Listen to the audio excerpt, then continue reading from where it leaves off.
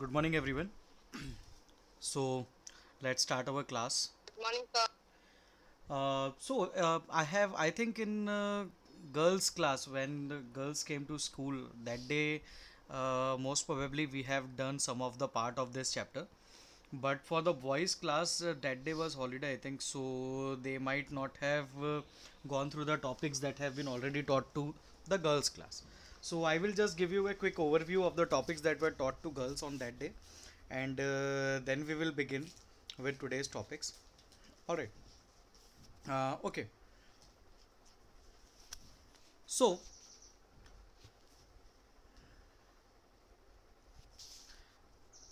all right. Okay, beta. So, topic that we are going to start today is related to working with accessibility options. Sir बोलो. Sir आप digital documentation का first section पढ़ा रहे हो ना sir? नहीं, unit 4 पढ़ा रहा हूँ मैं.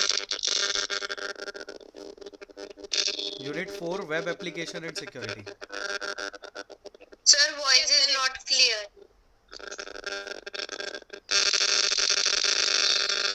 नमित माइक बंद करो.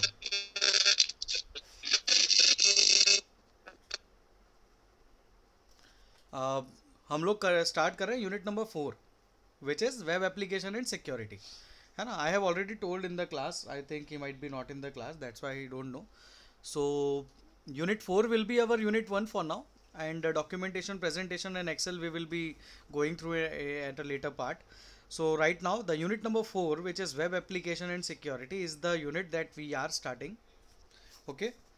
So in this unit the very first thing was accessibility options. So what do you understand by accessibility options? So accessibility options, we can say, if we define it, so we can say it is the user friendliness of a computer system for all. मतलब किसी computer system को अगर हर कोई use कर सके regardless of their disability, a person who is disabled or a person with special needs, if there is such person and he wants to use the computer the way we use, so this accessibility option can help them a lot.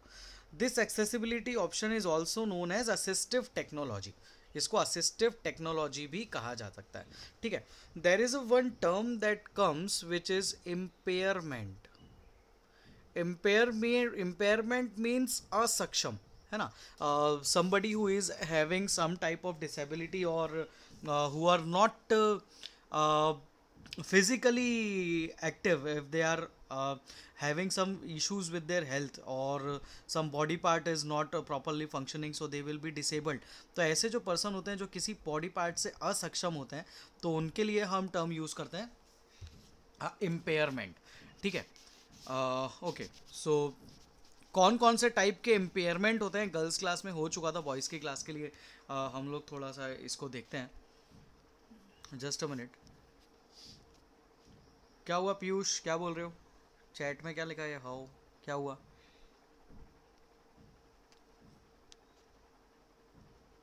Piyush Patil है? पीयूष पाटिल की नहीं?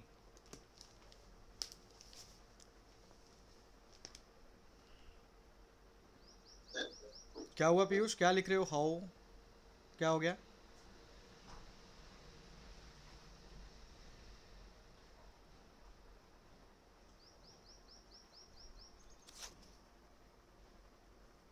Chat and reply. If you can't speak up, then chat and reply. Okay. So Piyush, let me know what you were talking about, है ना. How क्यों लिखा मुझे बताना ज़रा. So for now we are starting our class. So there is a term that I am talking about which is impairment. Impairment मतलब असक्षम. So there can be many different types of impairments that a person can have. All right.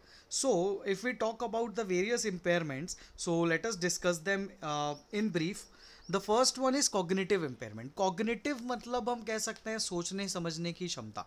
ठीक है. The person who is having some type of understanding और learning disability, अगर ऐसा कुछ होता है तो उसको बोलते हैं कॉग्निटिव इम्पेयरमेंट. बहुत सारी बीमारियां होती है, जैसे जिसको डिसलेक्सिया बोलते हैं, ADHD होती है जिसका फुल फॉर्म होता है attention deficient hyper activity disorder, एक होती है ऑटिज्म. तो ऐसी बहुत सी इम्पेयरमेंट्स होती हैं. बोलो. सर दिव्यानी को इन कर लो, जो वेटिंग में। दिव्यानी कर लिया, ठीक है, तो कर लिया ऐड, है ना। सो कॉग्निटिव इम्पेयरमेंट में यही होता है कि हम सोचने समझने की क्षमता की बात करते हैं। The second type of impairment that can a person have is visual impairment. So what is visual impairment? As from the name itself we can understand visual मतलब देखने की क्षमता। कोई ऐसा person who is having some kind of trouble with their sense of sight, तो उनको कैसी vision कैसी इम्पेयरमेंट है? तो उनको विजुअल इम्पेयरमेंट है। कैसा हो सकता है इसमें? या तो लो विजन हो, या तो कम्प्लीटली ब्लाइंड हो, या तो कुछ पार्शियल ब्लाइंड हो, दूर का नहीं दिखता, पास का नहीं दिखता, या तो फिर कलर ब्लाइंड हो। अगर ऐसी कोई इनको इम्पेयरमेंट है, so this will come under the visual impairment. The other type of impairment that can be categorized is the hearing impairment. Alright, so what is hearing impairment? Let us see. So hearing impairment means, from the name itself we can say the person who cannot hear, who is having problem with their sense of hearing, so they will be having the hearing impairment, है ना। तो और एक आखिरी है motor और Dexterity impairment. Motor और Dexterity impairment मतलब उनके हाथ पैर अगर प्रॉपरली वर्क नहीं करते हैं, जैसे कि पैरालिसिस हो गया।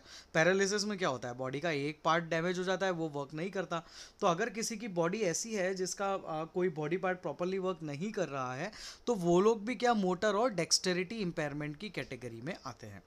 तो अगर ऐसे कोई इम्पेयरमेंट है किसी को, if somebody is facing these kinds of impairments, which kind of impairments? Impairments like cognitive, visual impairment, hearing impairment, motor or dexterity impairment. So such kind of persons can also use the computers, but they cannot use the computers directly as the way we use, but they can definitely use the computers by using the accessibility options. Where this accessibility options is present? So this accessibility option is present in the start, control panel, and in the control panel you can find accessibility options there. Once you click on accessibility options, तो हमें screen पर एक नया window देखने को मिलता है, and that window looks similar to the one shown on your screen right now. तो इस तरीके का एक विंडो आपको देखने को मिलता है। In this window, we can see various types of accessibility options which are provided to us. The first type of accessibility option is keyboard. The second type of accessibility option is sound. The third type of accessibility option is display. The fourth type of accessibility option is mouse. And the fifth type of accessibility option which is given to us is general. तो ऐसे 5 accessibility options हमको यहाँ पर provide करे गए हैं, ठीक है। कौन कौन से? एक कीबोर्ड से रिलेटेड, मतलब कोई ऐसे पर्सन्स जिनको कुछ ऐसी डिसेबिलिटी है जिससे कि वो कीबोर्ड यूज़ नहीं कर पा रहे, उनके लिए जो एक्सेसिबिलिटी ऑप्शंस है वो कीबोर्ड टैब में मिलेंगे। अगला टैब है साउंड टैब, अगला है डिस्प्ले टैब, अगला है माउस, और उसके बाद general. We will be getting into each and every tab in detail, but for now we are going to study about the keyboard. Keyboard से हम क्या समझ सकते हैं? कैसे पर्सन को कीबोर्ड यूज़ करने में प्रॉब्लम हो सकती है? तो कीबोर्ड यूज़ करने में उनको प्रॉब्लम हो सकती है the person who is having motor और डेक्सटरिटी इम्पेयरमेंट, है ना, जिसको पैरालिसिस है, या जिसके हाथ शेक करते हैं ज़्यादा किसी आइटम को उठाने में, किसी चीज़ को रखने में, किसी ऑब्जेक्ट को हिलाने में। अगर उनके हैंड्स शेक करते हैं, है ना, मूव करने में किसी चीज़ को, पिक करने में किसी चीज़ को, पुट करने में किसी चीज़ को, अगर ऐसा कुछ होता है तो वो लोगों का क्या होगा? वो लोग कीबोर्ड पे भी, मैंने बोला हेलो लिखो, तो उनने एच पे फिंगर रखी और एच पे से उंगली हटाई, उसके पहले ही एच 4 बार टाइप हो गया, H H H H H H बहुत बार टाइप हो गया।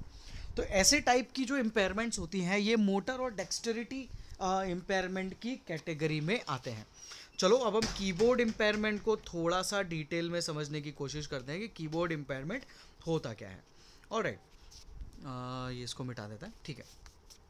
Now keyboard tab, keyboard tab is definitely provided for the persons who are having physical disability, definitely, है ना, जिसको फिजिकल डिसेबिलिटी होती होगी वो लोगों को कीबोर्ड का टैब में जो सेटिंग्स हैं वो काम आती होंगी।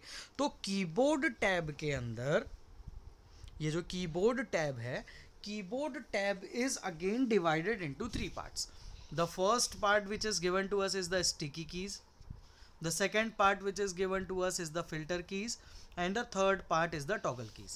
ये तीन ऑप्शंस हमारे लिए बहुत खास होते हैं। कौन कौन से? एक होता है स्टिकी कीज, इसको थोड़ा सा जूम इन करता हूँ मैं आप लोगों को बताने के लिए। ये देखो यहाँ पर हमको नाम दिखेंगे इनके। यहाँ पर हम देख सकते हैं पहला ऑप्शन जो इम्पोर्टेंट है वो है हमारे लिए स्टिकी कीज, दूसरा है फिल्टर कीज और तीसरा है टॉगल कीज, है ना। तो ये तीन ऑप्शंस का यूज़ करके हम फिजिकल डिसेबिलिटी को थोड़ा बहुत कम कर सकते हैं। अब कैसे कम कर सकते हैं? ये नाम तो चलो सुन लिया हमने, sticky keys, filter keys, toggle keys, पर ये कीज करती क्या हैं हम थोड़ा सा इसको समझते हैं। ठीक, जस्ट अ मिनट, पार्टिसिपेंट्स 2 हैं उनको ऐड कर लेता हूँ। ऑलराइट, तो सबसे पहले we are moving towards the sticky keys. ठीक, द फर्स्ट, हाँ ऐड कर लिया है मैंने, बोलो। हमें स्क्रीन नहीं दिख रही है आपकी। स्क्रीन नहीं दिख रही है? किस किस को नहीं दिख रही है सर? हमें। और कोई है बाकी दिख रही है क्या किसी किसी सर को? मुझे भी नहीं दिख रही सर ओनली आपकी फोटो आ रही है। अरे यार बेटा, सर वो उस पे आ रहा है, टैप टू स्पीक वाले पे जाते हैं ना सर, वहाँ पे दिख रहा है। मतलब स्क्रीन दिख रहा है कि नहीं? सर मुझे तो दिख रहा है, स्क्रॉल कर रहे तो दिख रहा है आगे आगे। देखो यार, आता होगा कहीं पर। अब मैं क्या, मैंने तो मीटिंग ज्वाइन करी है, मैं तो एडमिन हूँ, तो मुझे पता नहीं वो कहाँ से आएगा ऑप्शन, बट यार दिखना तो चाहिए सामने ही। रीजॉइन कर सकते हो सर, मे बी आ जाएगा। पार्टिसिपेंट्स का वो दिखता है ना, उस पे आगे आगे स्क्रॉल करते जाओ, एकदम से आ जाएगा। हाँ हो सकता है, वहाँ पर जो बहुत सारे पार्टिसिपेंट्स ज्वाइंड है ना, वहाँ पर जहाँ पर मेरा नाम आएगा वहाँ पर मैं स्क्रीन शेयर कर रहा हूँ ना, तो वो वहाँ पर मिलेगा। ऐसा हो सकता है कि सामने नहीं दिख रहा हो, बट कहीं ना कहीं ज़रूर दिख रहा होगा। ठीक है, है ना, may be you will be able to find. ठीक है, ध्यान रखना यहाँ से होता है। ठीक है, चलो, so let us move ahead. So the first option that we are going to study is about the sticky keys.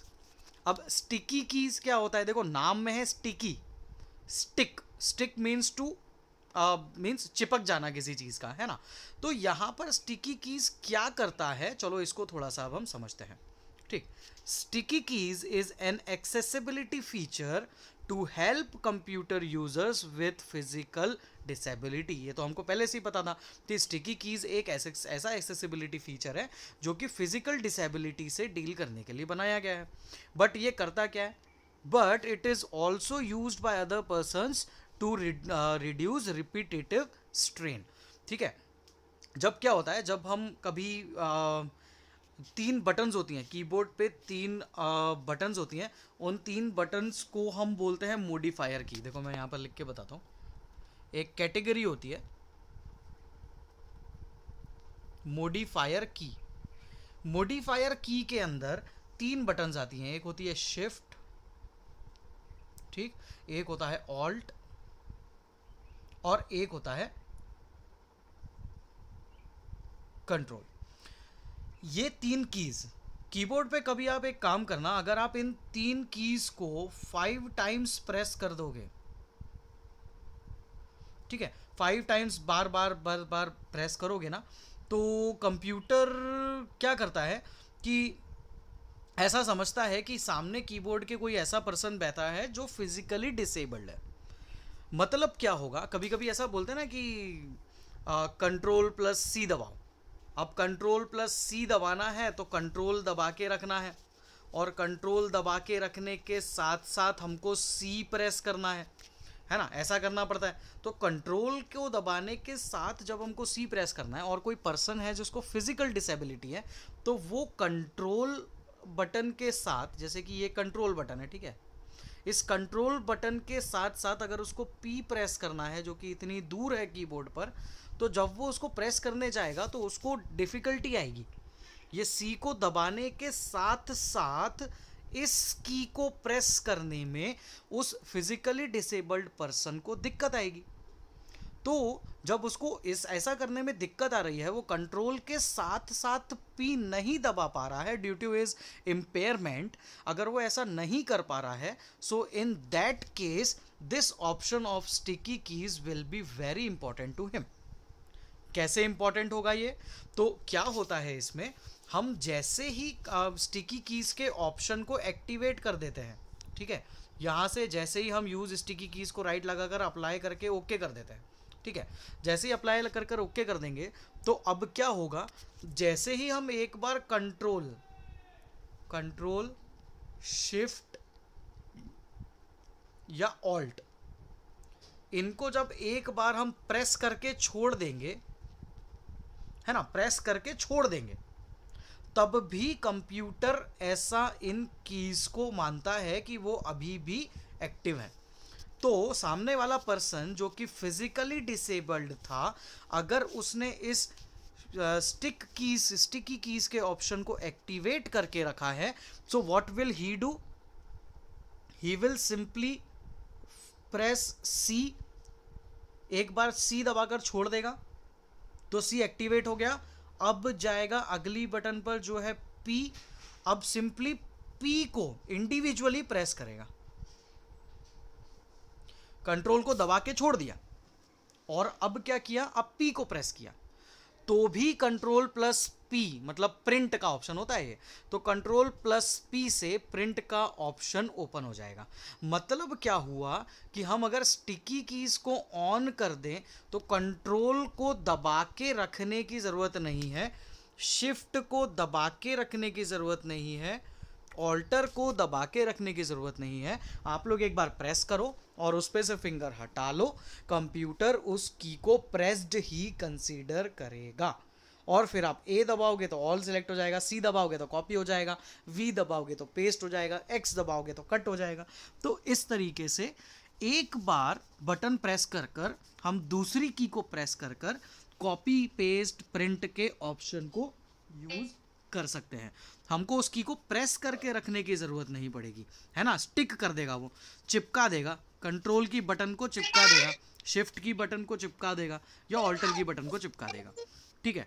अब अगर डेफिनेशन की बात करें तो कौन है, साक्षी, म्यूट नहीं किया, चलो। तो हमें इसकी अगर डेफिनेशन की मैं आपसे बात करूं तो डेफिनेशन क्या हो सकती है, so definition we can say sticky keys is an option which is used by the persons who are physically disabled, सबसे पहली बात, ठीक। This allows the user to press and release the modifier keys like shift, control and alter, और the windows key को भी इसकी category में लाते हैं, ठीक है, and have it remain active until other की इज प्रेस्ड। इसका मतलब यही हुआ कि एक बार उसको अगर हमने दबा दिया तो वो एक्टिव रहेगी जब तक हम कोई दूसरी की प्रेस नहीं कर देते, ठीक है। हमको उसको दबाकर नहीं रखना है क्योंकि कंप्यूटर समझ चुका है कि यहाँ पर हम एक फिजिकली डिसेबल्ड पर्सन के लिए स्टिकी कीज के ऑप्शन का यूज़ कर रहे हैं, ठीक। तो ये होता है स्टिकी कीज। आगे बढ़े अगर, ये देखो कुछ एग्जांपल्स के, हाँ सर, अगर जैसे कंट्रोल बाय मिस्टेक प्रेस हो गया तो उसको डीएक्टिवेट कैसे करेंगे? यार वो अगर कंट्रोल गलती से प्रेस हुआ है तो हमको फिर कोई भी मतलब क्या करना पड़ेगा, कोई भी दूसरी की प्रेस करना पड़ेगी। अब जैसे कंट्रोल है, दबा दिया, अब आप एक बार पी दबा दो, क्या होगा, प्रिंट का नया विंडो खोलेगा, आप उसको कैंसिल कर दो, तभी जाकर वो डीएक्टिवेट होगा। क्योंकि क्या हुआ, आपने एक बार तो कंट्रोल प्रेस कर दिया, जब आपने एक बार कंट्रोल प्रेस कर दिया तो कंप्यूटर का स्टिकी कीज ऑन होने के कारण कंप्यूटर को समझ में आ गई कि भैया मुझे इसको स्टिक करके रखना है। सो डेफिनेटली वो स्टिक करके रखेगा जब तक आप कोई और दूसरी की प्रेस नहीं कर देते। तो आपको अल्टीमेटली कोई दूसरी की प्रेस ही करनी पड़ेगी। आप ए जेड एक्स वाई जो भी प्रेस करना चाहो कर दो, उससे जो भी नया विंडो ओपन होगा वो विंडो ओपन हो जाएगा और आप उस विंडो को फिर कैंसिल कर देना, तो वहाँ से फिर डीएक्टिवेट हो जाएगा। तो हमको ऐसा करना ही पड़ेगा क्योंकि वो एक्टिव हो जाता है। ओके सर, एंड अगर कंट्रोल और शिफ्ट दोनों दबाना है तो पहले कंट्रोल प्रेस कर दबा दो और छोड़ दो, एंड देन शिफ्ट, उसके बाद शिफ्ट, है ना।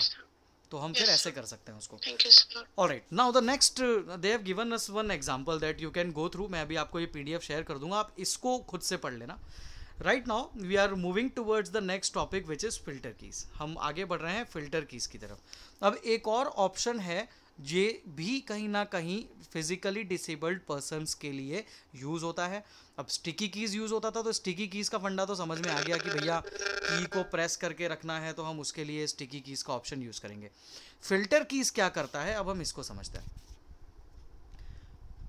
Filter key is a feature of Microsoft Windows. It is an accessibility function that tells the keyboard to ignore brief or repeated keywords, making typing easier for people with hand tremors. Hand tremors मतलब hand tremors का मतलब है जिनके shaky hands होते हैं, hands बहुत shake करते हैं। जैसे मैं बताता हूँ ना एग्जांपल से कि हमको हेलो लिखना है, सामने वाले यूज़र को हैंड ट्रेमोर है, उसने एच पे प्रेस किया और एच दबा रह गया और बार बार H H H H H H H H ऐसा स्क्रीन पे बार बार टाइप होते जा रहा है। वो ऐसा टाइप नहीं करना चाहता था। वो क्या टाइप करना चाहता था, तो वो सिर्फ एच टाइप करना चाहता था, बट टाइप क्या हुआ, टाइप हुआ ये, मतलब हुई ना गलती।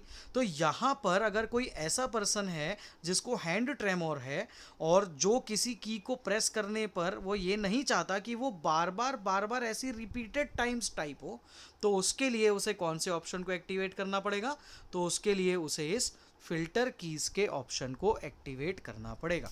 फिल्टर कीज का ऑप्शन एक्टिवेट हो जाएगा तो उससे क्या होगा, तो फिल्टर की के ऑप्शन को एक्टिवेट करने से हम ऐसा बोल सकते हैं कि दिस विल इग्नोर ब्रीफ और रिपीटेड कीवर्ड्स।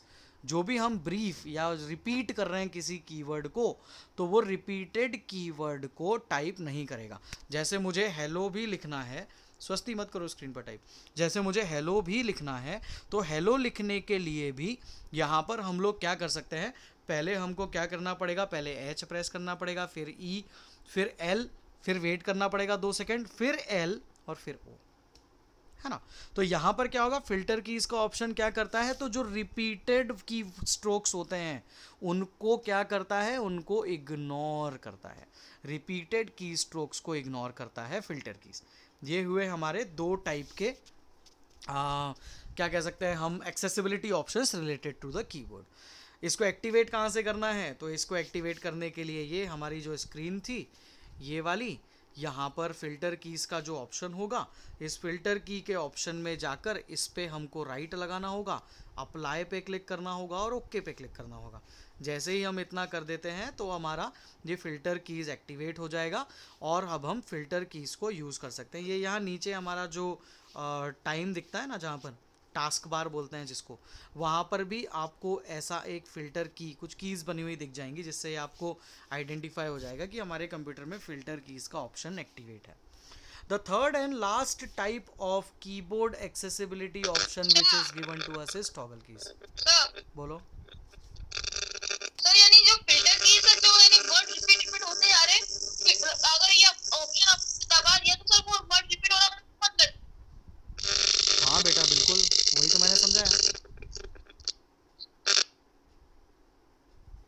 ठीक है, वो रिपीट होना बंद हो जाएंगे। हाँ बेटा, वो रिपीट होना बंद हो जाएंगे।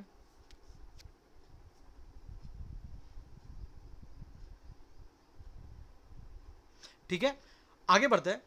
थर्ड ऑप्शन जो है हमारे पास, दिस इज टॉगल कीज। अब ये एक और तीसरा क्या ऑप्शन है, इसको अब हम समझते हैं। टॉगल कीज क्या करता है, तो इसको थोड़ा सा हमको समझना पड़ेगा। Toggle keys is what? It is again a accessibility function which is designed for persons who have vision impairment or cognitive disability. ये जो टॉगल कीज है ये उनके काम का है जिनको विजन इम्पेयरमेंट है, मतलब जिनको देखने की क्षमता, जिनका सेंस ऑफ साइट कम है उनके लिए, या जिनकी कॉग्निटिव डिसेबिलिटी है, या जिनकी सोचने समझने की क्षमता कम है। ठीक है, अभी जो 2 हमने देखे, फिल्टर कीज और स्टिकी कीज, वो कहीं ना कहीं फिजिकली इम्पेयर्ड पर्सन्स के लिए था। बट जो ये टॉगल कीज है, this is different. This toggle keys option is for the visual impaired and for the cognitive impaired persons. मतलब जो या तो देख नहीं पाते हैं या जो सोच समझ नहीं पाते हैं, उनके लिए ये ऑप्शन को डिज़ाइन किया गया है। अब क्या करता होगा ये, तो चलो इसको थोड़ा सा डिटेल में समझते हैं कि ये ऑप्शन क्या करता है। So we are moving towards our next screen. देखो ये ऑप्शन क्या करता है, अब इसको समझते हैं। Toggle keys is when the toggle keys is turned on, computer emits sound cues when locking keys like caps lock, number lock and scroll lock are pressed. ठीक है, ये क्या करेगा, अब देखो ये जो ऑप्शन है टॉगल कीज का वो क्या करता है, तो जब आप आपके कीबोर्ड पर कैप्स लॉक, नंबर लॉक या तो फिर स्क्रॉल लॉक प्रेस करते हो, 3 बटन्स होती है, कैप्स लॉक की होती है, नंबर लॉक की होती है, स्क्रॉल लॉक की होती है। ये तीनों कीज का अपना काम होता है। जैसे कैप्स लॉक ऑन है तो आपको पता है सारी चीज़ें कैपिटल में टाइप होंगी, नंबर लॉक ऑन है तो नंबर पैड पे जो कीज़ हैं वो 1 2 3 4 टाइप करेंगी।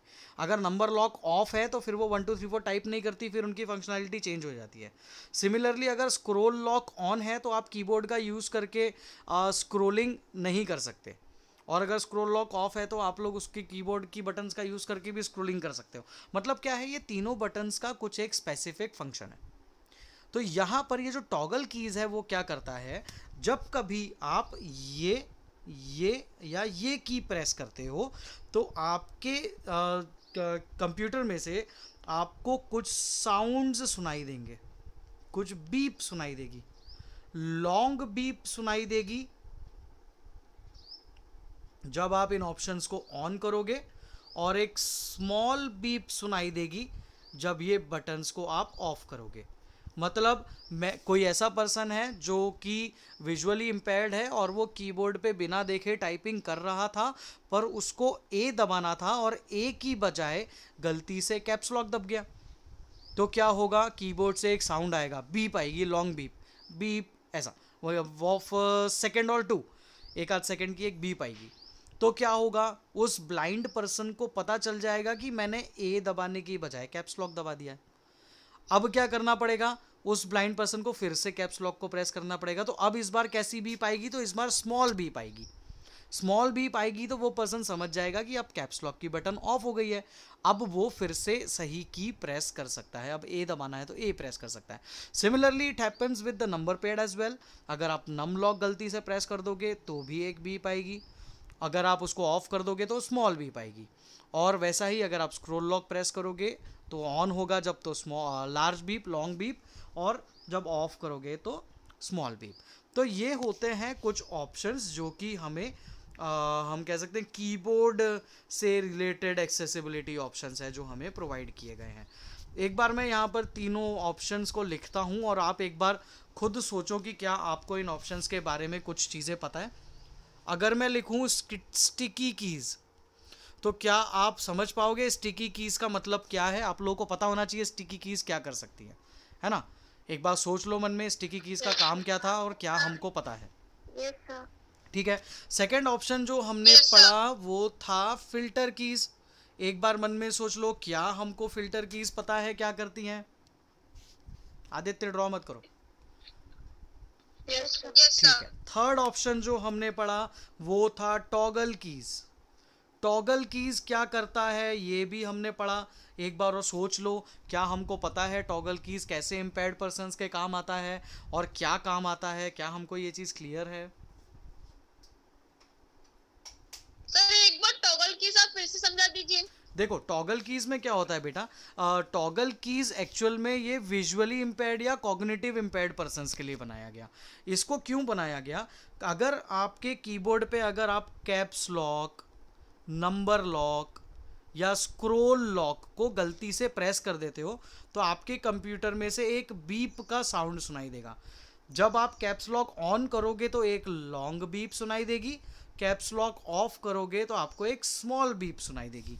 ये क्यों बनाया गया? ताकि कोई ब्लाइंड पर्सन गलती से ए दबाने की बजाय कैप्स लॉक दबा देगा तो एक लॉन्ग बीप आएगी, तो वो पर्सन को पता चल जाएगा कि मैंने ए की बजाय गलती से कैप्स लॉक ऑन कर दिया है, तो वो फिर से कैप्स लॉक की बटन को दबा देगा तो एक स्मॉल बीप आएगी। स्मॉल बीप आएगी तो सामने वाले को पता चल जाएगा कि अब मेरे सारे कैरेक्टर्स स्मॉल लेटर में टाइप होंगे। तो ये टॉगल कीज का काम है। टॉगल की क्या करती है? साउंड प्रोड्यूस करती है ना? बस इतना ध्यान रखो, टॉगल कीज का काम क्या है? साउंड प्रोड्यूस करने का। अब साउंड कहाँ पर प्रोड्यूस करना है? तो वो कैप्स लॉक, नंबर लॉक और तीसरा कौन सा है? स्क्रॉल लॉक, इन पे, है ना? तो ये इसका काम है। ऑलराइट, सो आई बिलीव आप लोगों को ये क्लियर होंगी तीनों चीजें। Yes sir. मैं एक काम करता हूँ, एक बार आप ये नंबर लॉक और स्लो लॉक क्या होता है सर? आप एक नंबर लॉक बटन क्या करती है बेटा, कीबोर्ड पे जो नंबर पैड होता है ना, नंबर पैड पे से अगर आपको बटन्स टाइप करनी है 1 2 3 4 टाइप करना है तो नंबर लॉक ऑन करना पड़ेगा। नंबर लॉक एक बटन होती है कीबोर्ड का भी देखना, उस पर नंबर लॉक का एक बटन होता है। अगर नंबर लॉक ऑन है तो हम 1 2 3 4 प्रेस करेंगे तो 1 2 3 4 ही टाइप होगा। बट अगर नंबर लॉक ऑफ है तो नंबर लॉक ऑफ होने पर क्या होगा, वो 1 2 3 4 टाइप नहीं करेंगी और उसकी बजाय कुछ और काम करेंगी वो, है ना।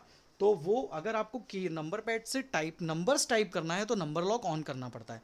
जैसे कैपिटल लेटर्स टाइप करना है तो कैप्स लॉक ऑन करना पड़ता है, वैसे ही नंबर्स टाइप करना है तो नंबर लॉक ऑन करना पड़ता है। Similar goes for the scroll lock. Keyboard पे भी एरो कीज होती हैं, एरो कीज का यूज़ करके अगर आप कीबोर्ड पे स्क्रॉल करना चाहते हो तो आपको स्क्रॉल लॉक का फंक्शन काम आएगा। एक बार स्क्रॉल लॉक दबाओगे तो स्क्रॉलिंग लॉक हो जाएगी। अब आप स्क्रॉल नहीं कर पाओगे कीबोर्ड की एरो कीज़ का यूज़ करके। आप स्क्रॉल लॉक को ऑफ कर दोगे तो आप जैसे ही कीबोर्ड की एरो कीज़ को दबाओगे तो कीबोर्ड की बटन से भी हम फाइल को स्क्रॉल कर सकते हैं। तो ये होता है कैप्स लॉक और स्क्रॉल लॉक और number lock. Alright, Yes, sir. Thank you, sir. Okay students, so I think this is it for today's class. मैं आप लोगों को ये जो पीडीएफ जिसमें से मैं अभी पढ़ा रहा था, जैसे ये क्लास एंड होती है मैं ये पीडीएफ आप लोगों को ग्रुप पे भेज दूंगा, तो आप लोग एक बार और इसको पढ़ लेना। और if you think that still some of the things are there which we have not understood, तो आप लोग उनको देख लेना और मुझसे पूछ लेना। और ये जो अभी हमने ये जूम मीटिंग करी है, मैं ये पूरी की पूरी जूम मीटिंग का रिकॉर्डेड वीडियो भी हमारे ग्रुप पर डाल दूंगा, ताकि किसी ने अगर आज की जूम क्लास मिस कर दी है तो वो उस जूम मीटिंग को देखकर उस मिस्ड टॉपिक को फिर से समझ सकता है। Alright, Yes, sir. okay students, so thank you so much for today's class. See you in the next class. I am sending you the files in the group right now. Yes, sir. Thank you, Okay, sir. thank you so much beta. Sir,